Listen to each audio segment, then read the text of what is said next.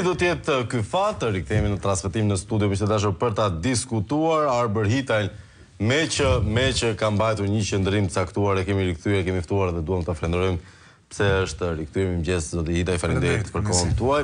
Dhe gjithashtu Belind Këlliçin, njeriu që për nga emri ka nevojë që të ketë vetëm një Belind në këtë tregun politik. Mirëmëngjes, mirë se erdhët. Mirëmëngjes, faleminderit Flavio për ftesën. Po kam vështirë për nuk është kjo arsyeja e betejës politike. Hyrjen. Po sigurisht që jo, çështja është gjë e vogël, këto milionat e eurove që viten kjo parasysh në mënyrë të përditshme. Po të shihni bilancin e rrugëve, edhe dje kam thënë, do vijoj ta them, njerëzit arrin të perceptojnë korrupsionin ka rrugës se rrugën e shohin që bie, Flavio. Rrugën e shohin, domethënë kjo që po ndodh në Juglindje. Duket si kjo që ndodh me qarkun Korç. Është ironi e fatit kjo? Ironi e fatit, unë po ju dëgjoja rrugës kur po vija në fakt, edhe ishte shumë e bukur ajo pyetja jote që ore si doja bëjnë këto 2 ditë që ka dalë dielli, se është katastrofë natyrore, dielli fort shumë, edhe çfarë rrugë do bjeri. Por thelbin e kisha këtu. Qytetarët që na ndjekin duhet të kuptojnë kaq. Arrin ta perceptojnë rrugën që bie dhe arrin të perceptojnë korrupsionin dhe vjedhjen. Problemi është që këtu si puna rrugëve janë gjithë sektorët. Tu shëndetësia janë si rrugët. Arsimi është si rrugët. Investimet e huaja, investitorët strategjik janë si rrugët. Nuk ke i kompanitë huaj. I ke gjithë kriminal njerëz me precedent penal. Pra, thënë këtë, rrugët mishëron më së miri, korrupsioni me rrugët dhe mos harroni sloganin e qeverisjes. Se Edi Ramës në 2013 kur erdhi, që Saliu i la rrugët rrugëve, dhe kjo ishte përgjegjësia e opozitës, sipas këtij kryeministri. Kështu që thënë këtë, në gjykimin tim, nuk ka model më të mirë dhe mishërim më të mirë se sa korrupsioni ke rrugët, korrupsioni ke Ministria e Infrastrukturës, për të kuptuar qytetarët që na ndjek sot se cili është mentaliteti, mënyra si ka operuar kjo qeverisje dhe si janë bërë investimet. Dhe mos harroni diçka tjetër. Nëse Partia Demokratike i bënte rrugët dhe po të marr rrugën më të anatemuar dhe sulmuar nga mazhoranca e sotme, Durrës Kukës, e bënte një rrugë të kombinuar bashkë me çarjen e tunelit, bashkë me ndërtimin e urave, të kombinuar në 12 milion euro për kilometër, sot ka vajtur kosto 24 milion euro për kilometër. Dhe ke këtë kualitet. Ndërkohë një pyetje kam, si ka mundësi që nuk bie asnjë rrugë ndërtuar në KPD-s? Fati mund të ketë. Mund të ketë koincidenca deri tani. Domethënë janë fare thjeshta gjëra, ato domethënë e zbërthej në formë tillë për ta kuptuar më dhe njerëzit që na shohin që ore pritmë se nuk është çështje vetëm politike, ka dalë ky i PD-s dhe po godet tat PS-s. Jo, këto janë fakte. Nëse kemi fakte të ndryshme, hajde ti diskutojmë. Hitaj, ta fillojmë pikërisht nga kjo pjesa e rrugëve se duket edhe si një dënim gati, nëse do ishim bestyt, gati hynor për të treguar me gisht nga zonja Balluku si ministre infrastrukture. Çështja është që kryeministri na tha që pa atë dhe pa titullar të tjerë nuk funksionon në institucioni, nuk kishte kusht firmoste marrëveshjen me Kanada, nuk kishte kusht kontrollonte rrugët, e kështu që është tani po na ngelin rrugët në dorë. Shiko, ka një pak fati keq ky Belindës. Nëse kthehemi në retrospektiv, se dëgjova pak zotin Këlliçi, për së vërtetës ka disa të vërteta në to që ka thënë zoti Rama në atë periudhë kohe. Rruga Durrës Kukës, që është një nga rrugët më të rëndësishme që është bërë, për së vërtetës në 2013 nuk ka qenë e përfunduar. Është bërë një koncesion i ri me 2 kompani, bashkim kompanish, me që kam qenë atë ministri dhe e kam ndjekur për një periudhë shumë të shkurtër kohe, dhe rruga vonë ka përfunduar. Veprat e saj infrastrukturore para 2 vitesh përfundoi ura e Kukësit, për shembull, që u bë inaugurimi.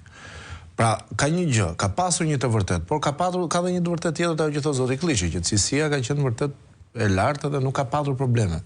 Pra, vërtet, edhe pse nuk përfundoheshin ndoshta 100%, shkonte 70%, 75%, pjesa që ishte e përfunduar ishte cilësore. Mjafton një prej tyre mund të jetë rruga e Elbasanit, Tiranë-Elbasan, pjesa nga tuneli e Pas, që u përfundua në kohën e Partisë Demokratike ose edhe vepra tjera infrastrukturore.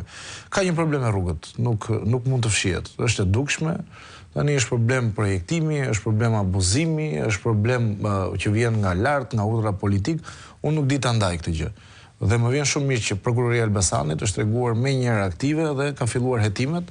Uroj shumë të shkojë deri në fund, sepse nëse bie një rrugë shumë e rëndësishme dhe krijon atë problem të jashtëzakonshëm. Pra, është hera e parë Ploça që ka shkuar mbi 400 milionë euro. Hera e parë që është bllokuar me listë, vetëm jo për të ndërprerë Arber, vetëm për kuriozitet se të dëgjova Ura e Kukësit nuk ka lidhje fare me rrugën Durrës-Kukës. Jo, ka qenë vepër infrastrukturore. Nuk është pjesë e projektit, ta garantoj 100%. Hyrja tek Kurbini, hyrja në Kurbin etj. Zero, nuk ka asnjë lidhje, është një projekt që është bërë 4 vitet e fundit.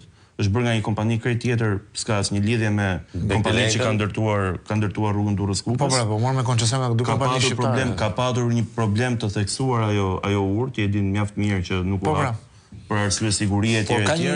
Nuk ka lidhje me vepra si rrugë duket ke Durrës-Kukës se vetmja që kemi hajrit që është në këmbë. Mund shohim ke këto që por kishte një gjë, jo kishte një të vërtetë thashun, edhe ajo që thatë ju, por edhe ajo që ka thënë zoti Rama në kohë sepse nuk kishin të përfunduar një pjesë e rrugëve dhe Tiranë-Elbasan. Nga pjesa e Tiranës. Inaugurimi nuk ishte bërë tash se. Jo, tani ka pasur një shkarje tjetër që ka qenë për shkak të problematikave Tiranë-Elbasan, deri te tuneli nuk ka qenë e përfunduar, ka mbaruar në 2020 mos gabohem. Jo, një sekond, Arbe, tani se. Ka përfunduar gjysmë. Jo. Ajo shkarja ato gjë që kanë prekur ndodhur gjatë punimeve. Dgjoj, gjatë punimeve. Po ka një gjë. Një sekond, Qukës qafë Ploç, Korçër sek, kemi parë edhe festat që janë bërë për inaugurimin e tyre. Po pra. Na u tha që mund të kaloni lirshëm. Po ka patur. Dhe nesërme ngelën fshatarët ke buza rrugës. Ajo ka qenë ajo pjesa. Po diskutohet se gjatë punimeve ka rrëshqitje gjithmonë por ajo ta thashun që ka një të vërtetë në atë që tha zoti Rama, sepse u fillua rruga dhe nuk u përfundua Qukës qafë Ploç. Pra u deshën shumë vite. Pra u filluan kohën e Partisë Demokratike, ka qenë iniciativë e zotit Bode, e zotit Berisha, ka qenë Banka Islamike për Zhvillim etj. Po pa hyrë. Katër fishuan kohë. Dhe u katër fishuan dhe ju desh 13 vjet tyre. Ndroi projektin dhe katër fishoi kohë.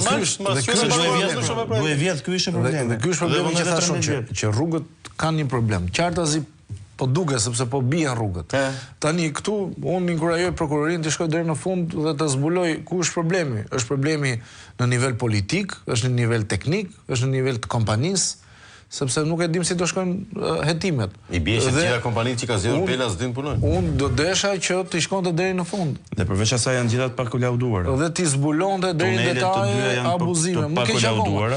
Qofse situata e tillë pastaj janë të pamarrë dorëzim, i keni parë, dhe ndërkohë lekët janë dhënë, janë paguar miliardë. Tani kjo do ishte pjesa nga buxheti i shtetit. Sigurisht. Kjo do ishte pjesa ku do duhet të kishim një dorëheqje morale të zonjës Balluku si ministre përgjegjëse e linjës, por sigurisht para se të mbërrim te kjo pikë që është gjendër mbi bisht, do thonë të populli ynë spektakolar, kemi një problem tjetër. Kemi faktin që ka një hetim të nisur nga prokuroria e posaçme ndaj zonjës Balluku, është e pandehur dhe ditën e djeshme pam një përpjekje të dëshpëruar të mazhorancës për ta mbrojtur me çdo kusht, edhe pse në komisionin e mandateve janë 5-5 dhe nuk e bëjnë dot të plot bllokadën. Hitaj. Jo, ka qenë një moment për të qenë korrekt, ka patur një moment një vot 5-4-1. Çfarë do të thotë? Tek mazhoranca ka patur një deputet që shprehur me vullnetin e tij për të abstenuar. E di edhe zoti Hitaj, kjo është e vërteta dhe kanë filluar telefonatat dhe brenda 2 minutash ka kuptuar që këto ndodhin, bën edhe filma dhe ka ndruar votën. E morën nga kabineti apo nga të fortët, si thoshte prokuroria, se kishte 2 grupe operative. Ka dhe një të tretë që janë të fortë që janë pjesë e kabinetit. Ka dhe të fortë që janë kabinet, pra ka dhe miks të tillë. I ra telefoni dhe ndroi mendim deputeti. Që është i njëjti deputet, po nuk po ja nxjerr emrin, po është i njëjti deputet që dikur ka thënë publikisht që ne nuk kemi nevojë për të parë provat e Spagut, mjafton Spagu të sjellë kërkesën, automatikisht ngrem dorën. Dakord, kjo është qesharake që na kërkoni ju interpretim për rastin e zotit Berisha. Si mundet ju na kërkoni ne që të interpretojmë provat e Spagut, kërkesën e Spagut, kush jemi ne? Ndërkohë sot ja që kanë dalë dhe janë bivendosur mbi jo pretendime, po mbi fakte dhe mbi dokumenta që ata kanë bërë publike në komision, që kanë faktuar se Balluku përmes personave me precedent, dhe kjo e kalon situatën e korrupsionit. Jo, ikën nga çështja e korrupsionit, kalon çështje kriminale tani, kanë ndërhyrë për të intimiduar dëshmitarët. Domethënë është në komision kjo, ndërkohë që zonja në fjalë e pezulluar shkon akoma në punë. Do të themi lajm tjetër. Te cila zyrë? Shkon në kryeministri. Në kryeministri. Shkon në kryeministri, po. E kanë thënë dje në komision. Është pretenduar nga anëtarët e komisionit, nga ana e mazhorancës, që nuk ka më nevojë, është pezulluar dhe mjafton pezullimi, dhe është sqaruar nga prokuroria e posaçme, dhe është thënë që jo, zonja në fjalë shkon akoma në punë. Edhe pezulluar, shkon zyrë çdo ditë. Dhe për çfarë shkon, Flavio? Shkon për të prish provat. shkon për të ndërhyrë, për të intimiduar dëshmitarët, shkon për të bërë gjitha këto që ne po i themi që kemi kohë që i themi. Nëse do ishte një politik normale, hitaj, kjo dukshëm krijon një kohë sotllotashme për Partinë Socialiste, kjo mbrojtje. Besoj kemi një konsensus për Ballukun që është e pambrojtshme tani. Shiko, unë deri pa dalë ato informacione nga mbledhja, pa lexuar dosjen, kam qenë skeptik në sensin që nuk e dija të gjithë situatën e pjesës që ka të bëjë me përgjimet, hetimet e të tjerë. Por nëse është e vërtet gjithmonë, nëse është e vërtet pjesa që antarët e grupeve kriminale kanë kërcënuar dhe intimiduar dëshmitar, atëherë edhe mbrojtja duket nonsens. Nëse kemi shkuar në këtë nivel, gjithmonë nëse është e vërtetë, se nuk e kam lexuar dosjen. Nëse flasim për një zyrtar të këtij niveli dhe shkon pastaj pjesa që ka të bëjë me e zëmse. E zëmse. Nëse është e vërtetë, se nuk e di, nuk e kam lexuar dosjen. Flasim 16.000 faqe. Dhe nëse është e vërtetë, atëherë nuk duhet të ketë një mbrojtje politike. Pra unë besoj që ka ardhur koha qartase që Partia Socialiste duhet të ketë një ndryshim të kursit të vet. Është në pushtet, ka mundësi të korrigjohet, sepse pushteti jep gjitha mekanizmat dhe të gjitha ata individ që kanë probleme me drejtësinë, nuk po flas te faza fillestare që lidhet me hetimet ose me fillimin ku shkojnë për gjykim, gjitha individ, kryetar bashkish, deputet ose ministra do të jenë i larg kabinetit ose firmës. Ma kupto pak. Për të vazhduar arsyetimin tënd, ti thua ka mundësi të rekuperohet. Problemi është që ky arsyetim do të vlente nëse do ishte duke u zhvilluar tani mbledhja e mandateve dhe vjen prokurori dhe për informacionin e të gjithëve na thotë që krimi organizuar shantazhon dëshmitarët për llogarit Ballukut, stafi i vet bën të njëjtën gjë dhe ndërkohë aferat që ne kemi vërtetuar si të tilla ose na kanë krijuar bindjen tonë janë monstruoze edhe si dëm financiar. A mos duhet ta kishte bërë që dje këtë Partia Socialiste? Veçanërisht me një eksponent kryesor si Tauland Balla. Kjo është një këshill, po e them unë, një ide, një sugjerim i imja. Ata din vetë çfarë do bëjnë. Në fund ditës janë ata që do përballen me elektoratin, janë ata që do përballen edhe me ndërkombëtarët, se tashmë është një betejë e cila shkon përtej Shqipërisë. Është një betejë që shkon edhe te faktori ndërkombëtar. Dhe është një kalkulim që e bëjnë ata vetë. Unë mendoj në optikën time që ka ardhur koha për një qasje të re. Njerëz që kanë probleme me drejtësinë. Nuk po them te faza fillestare, por nëse shkon dosja për gjykim, atëherë automatikisht nuk duhet të kenë më mbrojtje politike se nuk ka kuptim. Nuk mundet të jetë një individ që shkon në zyrë para dite, i del emri një ditë tjetër shkon në drejtësi, pastaj ditën e tretë ulet me zyrtar Bashkimin Evropian dhe negocion për hapjen e grup kapitujve. Pra kjo më duket nonsens, sepse në fund të ditës përveç kostos politike që mund t'i japi një force të caktuar siç është Partia Socialiste ose dhe mund mos t'i japi, se kemi parë që dhe si ka dhënë. Po njerëzit mund votojnë më shumë se mund të votojnë më shumë, po problemi për mua si qytetar është orë edhe imazhi i vendit, se mos më shqetëson shumë fati i 1 ose 2 ose 30 socialistëve që mund të kenë probleme me drejtësinë. Mua më intereson imazhi i vendit. Në fund të ditës përse duhet që të kaloj në një nivel tjetër kjo puna e imazhit që prishet etj etj. Po imagjino ti dali fjalë Berishës për narkoshtet për shkakun, çfarë të merret. Kjo përveç çështjes se do të thënë, okay, çështja imazhi, ora çështja korrupsioni më, është çështje vjedhje më. Patjetër. Janë vjedh 550 milionë euro vetëm qarkun Korç. Vetëm në qarkun Korç, rrugët, segmentet e mund t'ja u lexoj, e kishte bërë edhe Plugu kanë përshtypjen para 3 javësh. Një investigim të detajuar, or janë vjedh gjysmë miliardi euro vetëm qarkun Korç. Dhe janë rrugë që kanë rënë qarkut Korç. Ndërkohë vidhen gjysmë miliardi euro ke akshi, tentojnë ta kalojnë si normale. Domethënë kjo thellësisht nuk ka të bëjë, nuk është çështje imazhi. As politike. Është çështje korrupsioni, vjedhjeje, abuzimi me pushtetin, vidhen para për të vjedhur vota, për të vjedhur më shumë para. Kaq është kaq cikël i mbyllur dhe kaq cikël i thjesht. Kemi kohë që e themi, ja shpjegojmë qytetarëve, ja shpjegojmë gjithëve dhe mundohemi të jemi shumë të thjesht në shpjegim për të bërë të mundur që çdo qytetar, ore që edhe nuk e pëlqen PD-n, nuk pëlqen opozitën, nuk është opozitar, mbase mund të ketë votuar, voton mazhorancën, ore të kuptoj se ku shkon vota, nëse voton, ose kur merr ato parat për votën, të kuptoj transaksionin që bën. Pra, a ja vlen ai 100 euro që merr për votu këtë mazhorancë për t'i dhënë votën? A ja vlen ato para apo favore që mund të marrësh për t'i dhënë votën kësaj mazhorance, se kush është produkti në fund? Ne sot që flasim, kemi një qeverisje tërësisht të korruptuar, kemi kabinet në kryeministrit që të gjithë janë me dosjen spak, që është i paprecedent ky rast, dhe nuk mban asnjëri përgjegjësi, Flavio. Dhe ke një kryeministër që po tenton të kalojë amendamentet në kodin penal për t'i dhënë licencë të gjithë kabinetit dhe vetes tij për të vjedhur. Dhe ky është një rast i paprecedent. Për çfarë Bashkimi Evropian flasim ne? Ku kemi standarde të tilla? Çfarë Bashkimi Evropian flasim ne? Çfarë lidhje ka Bashkimi Evropian me një vend tillë, si vendi ynë? Ti s'ke një zyrtar të dhënë dorëheqjen me një zyrtar të shtetit të kapur në vjedhje, të dhënë dorëheqjen vet. Të dhënë një dorëheqje dhe morale, se kjo është çështje morale në fund ditës. Zero. Ti ke kryetarin e Bashkisë Tiranë sot akoma, ish kryetarin i themun, që e ke në burg dhe thotë që unë jam i pafajshëm, ndërkohë në gjyq e ke. Me 13 akuza për vjedhje. Është në detyrë ai. Pra këtu bie edhe kjo narrativ. Domethënë këta të gjithë shkojnë në zyrë dhe kapen pas karrigës për të shtuar më shumë mundësitë dhe shanset për shpëtuar nga drejtësia dhe për t'u kapur, për t'u kacavjer pas atij pushteti që të jep ofici zyrtar. Kaq e thjeshtë është. Është një çështje fare e thjeshtë për qytetarin që na ndjek. Nuk ka nevojë për penelat, nuk ka nevojë për ngjyra.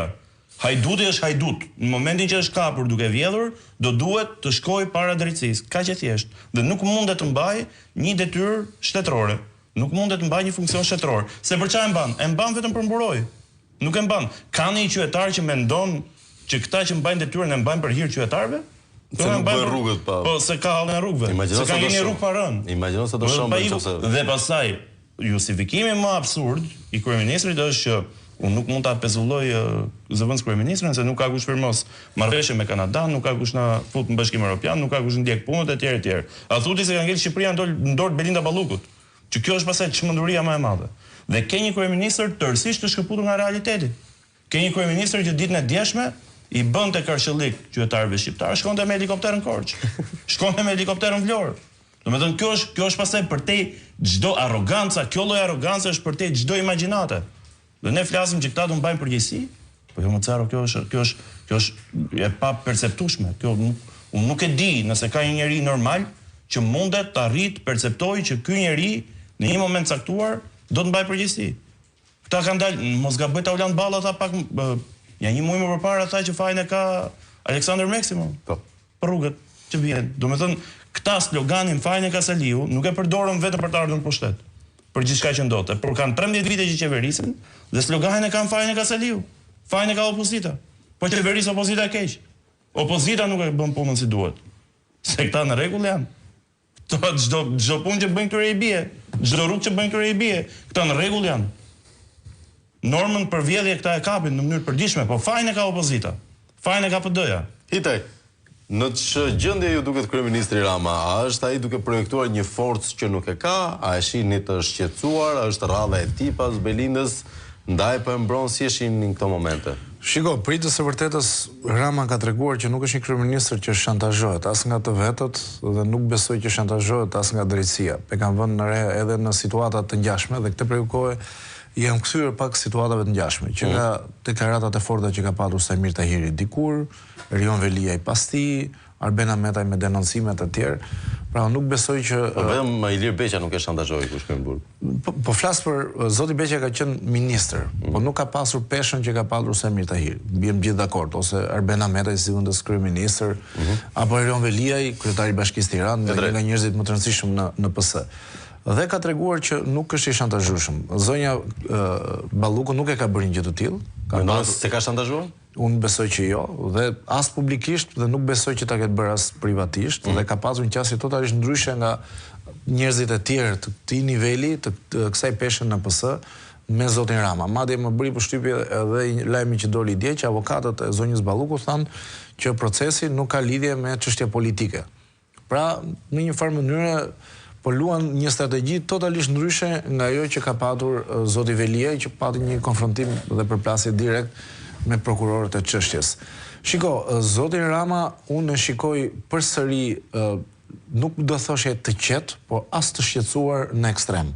Patjetër që është i shqetësuar me gjithë situatë, paktën ashtu siç e lexoj unë, por me këto ndryshime që po flitet që do bëhen te kodi i procedurës penale, jo te kodi penal, që është tjetër gjë. Unë mendoj që do jetë një lloj qetësie dhe duhet të japë një lloj qetësie edhe elementeve të tjerë. Sidomos nëse arrin atë neni që mos shkojë askush në burg para vendimit. 242. Jo, edhe një tjetër.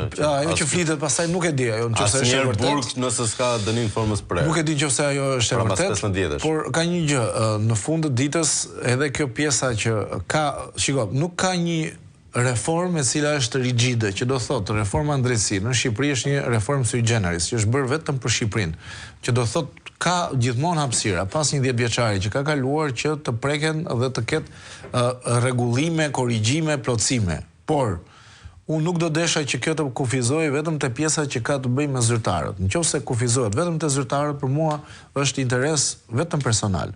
Por nëse shtrihet pastaj te pjesa e qytetarëve. Rama po e bën tani, po e bën për qytetarët?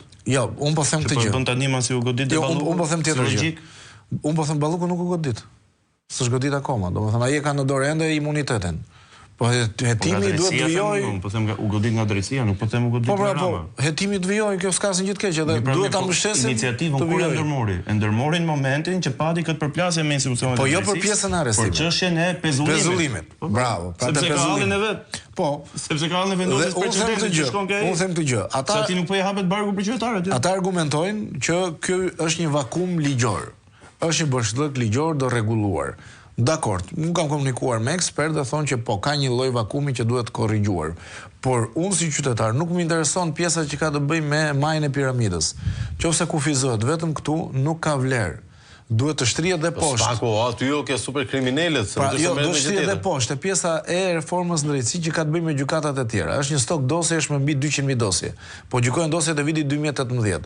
Nëse ti e prek vetëm pjesën që të intereson ty, por mua ka vërtetuar ai, nuk kemi pse ja ludojmë. Ai ka vërtetuar që ka vetëm për vete. Po më le mua të jap variantin tim. Pra unë them, jo, po më duket si diversion ky prandaj. Nëse ngelet vetëm këtu, po çfarë diversioni, unë po ta them qëndrimin tim në metodën time të komunikimit. Dhe nëse ngelet këtu, për mua është totalisht e pa është e gabuar dhe nuk ka asnjë vlerë për interesin publik, ka vlerë vetëm për interesin e majës së piramidës. Për mua duhet të rregullohet reforma në drejtësi që njerëzit mos jenë ende te dosjet e vitit 2018. Dhe në fund të ditës ka dhe një gjë, e vetmja gjë që është në avantazh të zotit Rama. Në fund të ditës po është pak i çuditshëm ky qendrim. Ta them edhe këtë. Jo, do ta them edhe ti përgjigje edhe asaj që thotë. Ka vetëm një të drejtë. Një të drejtë. Një sekond. Nuk është me emër kryeministri, pra nuk është një ligj që është kryeministri Rama. Rama nuk duhet kryeministër gjithë jetën. Kjo i shkon, nëse themi kështu, në favor të gjithë kryeministrave që do vinë më pas. Një sekond, zotë Hitaj, ju thoni që është për interes publik. Dhe na intereson. Jo, nëse nuk shtrihet përtej saj. Po. Na intereson që të ulet stoku i dosjeve. Ajo po. Po ju, po në këtë studio keni thënë që suksesi i reformës në drejtësi nuk do ishte ky. Do ishte një sakrificë e pranuar nga gjithë stoku i dosjeve me një kusht. Kushti do të ishte kapja e peshkaqenëve. Tani që se kam thënë këtë. Tani që erdhi rradha e peshkaqenëve, kemi hallë dosjeve stok. Këtë se kam thënë asnjëherë. Kemi hallë qytetarëve. Këtë se kam thënë asnjëherë. Jo, këtë se kam thënë asnjëherë. Unë të kem thënë që nuk ka rëndësi qytetarët, por ka rëndësi vetëm të goditen peshkaqenët. Do bënim një sakrificë të vogël që të kishim peshkaqenët në kafaz. Se kam thënë këtë asnjëherë. Këtë asnjëherë. Këtë i qëndroj unë i mbaj mend në detaj çfarë them. Edhe çfarë kam thënë. Është shumë e rëndësishme. Unë po them tjetër gjë. Ekspertët, me sa kam komunikuar, se unë nuk i di gjitha çështjet që lidhen me drejtsinë dhe shumë mirë që nuk i di, se nuk ka njëri që di politik, po bëjmë analizë politike. Unë po them një gjë, në fund të ditës, e vetmja pikë që është në favor të zotit Rama në këtë iniciativë është pjesa që nuk është ligj me emër nominal, është me titull, dhe kjo do t'i shkojë në anën e vet, kujdo zyrtari që do jetë në postin e kryeministrit, sepse nuk do jetë zoti Rama kryeministër për 20 vjet, 30 vjet, 10 vjet. Unë jam i sigurt te kjo pjesë, do vi Partia Demokratike në pushtet, se është çështje demokracie, ka shumë element, por ka një gjë. Se mos e kref si batonin 2021, lulin këtë do vi në pushtet, po ndërkohë pastaj vjen shantazhi nga ana tjetër. Zoti Axhiu ka të tjera qasje, besoj ju keni ndjekur. Është bërë dhe erotiko të fundit. Ndërkohë, Kılliçi, në këto momente, kryeministri po përpiqet të projektojë një forcë që nuk e ka, apo e ka në situatën kontroll në Shqipëri? Shiko, për të kthyer pak te logjika e shantazhit që u përmend pak më parë. Po sigurisht që këta nuk e kanë shantazhu se ti po të shohësh, sot Samir Tahiri është i kthyer në biznesmen. Bizneset e parat nuk ju preken. Erion Velie vazhdon bizneset e tij, me gjithë rrethin e ngushtë të tij. Vazhdon bizneset? Sigurisht po, vazhdojnë parat. Vazhdojnë. Se është duke bërë para. Rrethi i tij i biznesmenëve dhe njerëzit e tij të afërt, ju ka interesa financiare. Sigurisht parat nuk janë prekur. Po të shohësh të gjithë ata që janë goditur deri tani, nuk janë prekur tek parat. Po të shohësh Ilir Beqen, edhe Ilir Beqja nuk u godit për sterilizimin apo check-upin. U godit se vjet edhe faturat e restorantit. Pra vjet edhe ke restoranti, vjet e fondet e BE-s. Kështu që te Saspakun mos gaboj. Kështu që thën këtë, këtu nuk flitet për shantazh, këtu flitet për garanci financiare dhe këtu pastaj është dështimi më i madh i Spakut në gjykimin tim. Se patjetër ti godet politikisht, pra ke instrumentin për të goditur politikisht dhe për të mbyllur një karrierë politike të një zyrtarit korruptuar. Dakord, shumë mirë dhe kjo duhet ndodh. Por nga ana tjetër, dëmi që është bërë buxhetit shtetit, a mundet të rikuperohet?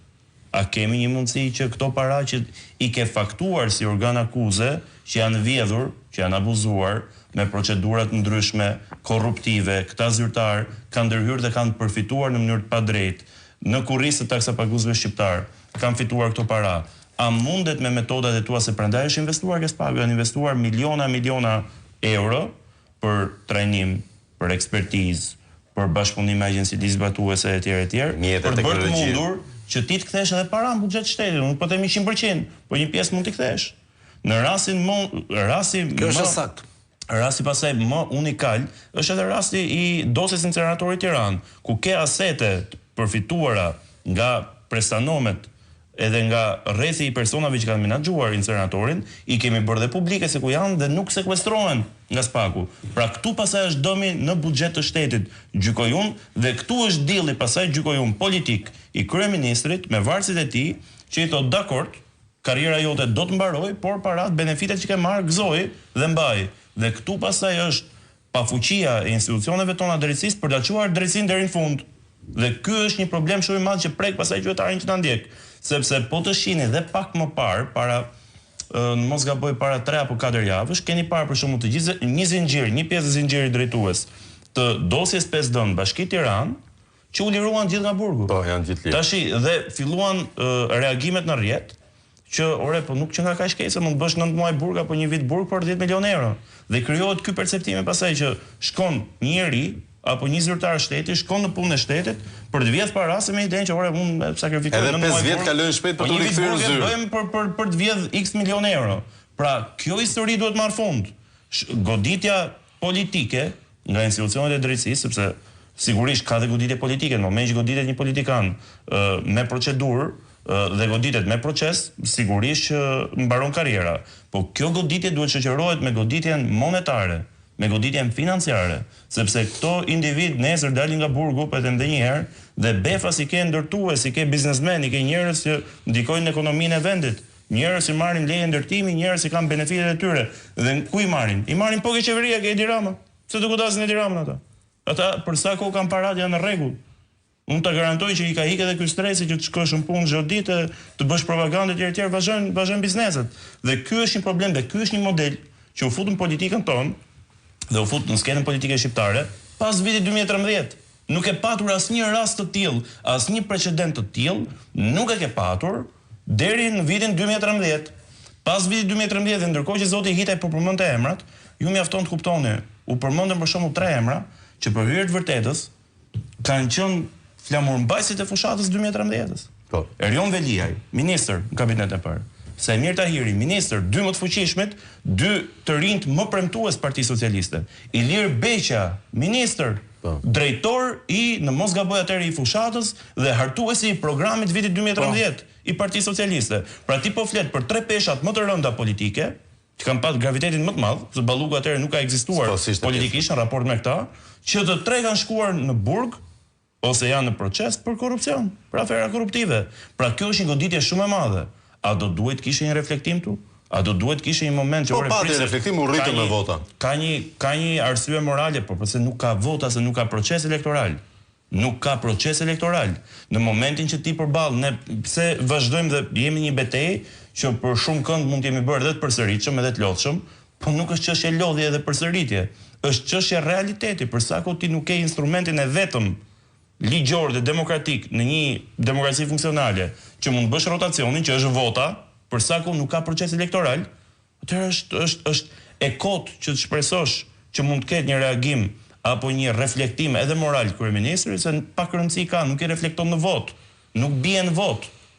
Unë tek çështja e Tiranës kam një ndarje për sa i përket votës, sepse në 11 maj, për hir të vërtetës, qarku Tiranë është i vetmi qark që ka rënë 9-50%, ka qenë 48% Partia Socialiste, ku ka patur pra dominancë, po ka rënë 9-50%, po në gjitha qarqet e tjera, ku PS-ja ka qenë para, ka qenë mbi 50%.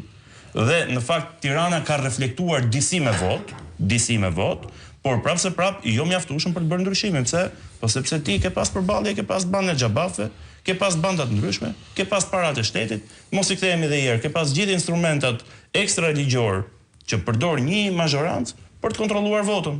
Dhe prandaj ky për sa kohë vrau mekanizmin e votës dhe t'i dha të gjitha shenjat, t'i ka dhënë të gjitha provat, ta ka nisur që në vitin 2013, po ta mbani mend, e kam përmendur sa herë, nuk do rresë së përmenduri. Niko Peleshi ishte kryetar Bashkia në Korç. U gradua u bë zëvendës kryeministër dhe u shpallën zgjedhjet të pjesshme në shtator të 2013-s në Korç. Unë e mbaj mend shumë mirë. PD-ja ka patur një kandidat shkëlqyer, Strato Bardhën, mos gaboj, profesorin e nderuar. Dhe mbani mend pamjet se si paguheshin para për studentët, po dolën edhe në video, dolën edhe në media, paguheshin para për studentët për të votuar Partinë Socialiste, ku nuk kishte nevojë, sa kishte ardhur në pushtet. Kishte një bastion si Korça, ku ishin zgjedhjet pjesshme, kishte një super mazhorancë edhe në atë moment, kishte momentumin më të mirë politik dhe prap bleu vota, që në shtator të vitit 2013. Ky njeri ta ka dhënë mesazhin brenda Partisë Socialiste, nuk ke më zgjedhje. Nuk ke më zgjedhje, pra se ku do të shkojë dhe çfarë vizioni ka Edi Rama gjatë gjithë kohës, ka qenë i qartë. Problemi është që ne që ose nuk dim ta përkthejmë një pjesë e madhe, ose nuk duam ta përkthejmë një pjesë e madhe, ose mbyllim syt një pjesë tjetër që bëjmë sikur nuk ekziston. 5 mars, dita ku do të kalojnë në kuvend imuniteti i Ballukut, do të jetë një moment që e ndan historinë e Shqipërisë, apo kuvendi do të vendosi për të ruajtur fytyrën e vet dhe do ta japi imunitetin për të hapur rrugë procedimeve të mëpasshme nga ana e prokurorisë posaçme për të dy këtë pyetje për ta mbyllur. Palët janë të ndara. Partia Socialiste palët një palë konsiderojnë ata që kanë ka deklaruar që nuk do ta votoj pro kërkesën e SPAK. Partia Demokratike ka shkuar me shumë gjasa me raportin e saj. Pra, dhe aq më mirë që ka një ndarje, sepse tregohet e qartë se cili është orientimi i gjithë secilit. Por këtu pastaj shkoi edhe te thashi duhet një qasje e re e Partisë Socialiste, por ka ardhur koha që të ketë një qasje të re nga Partia Demokratike Kashi Drejtësisë. Tani më drejtësia, pavarësisht atyre kritikave që tha zoti Klliçi, dhe unë i bashkohem, pra duhet shkoj përtej arrestimit, përtej hetimit, duhet shkoj te sekuestrimi, por ka kohë që dhe Partia Demokratike duhet që mos ta anatemoj drejtsinë e re, sepse në fund të ditës gjithë diskutimet që ne po i bëjmë sepse është një meritë e drejtësisë së re. Mirë keq, SPAK, GKK-ja, po shkojnë aq larg sa askujt nuk ja priste mendja. Mbani mend retorikën. Velia nuk preket, ashtu e kështu, Velia është në burg sot. E njëjta gjë për zonjën Balluku, pra zonja senator nuk preket. Si?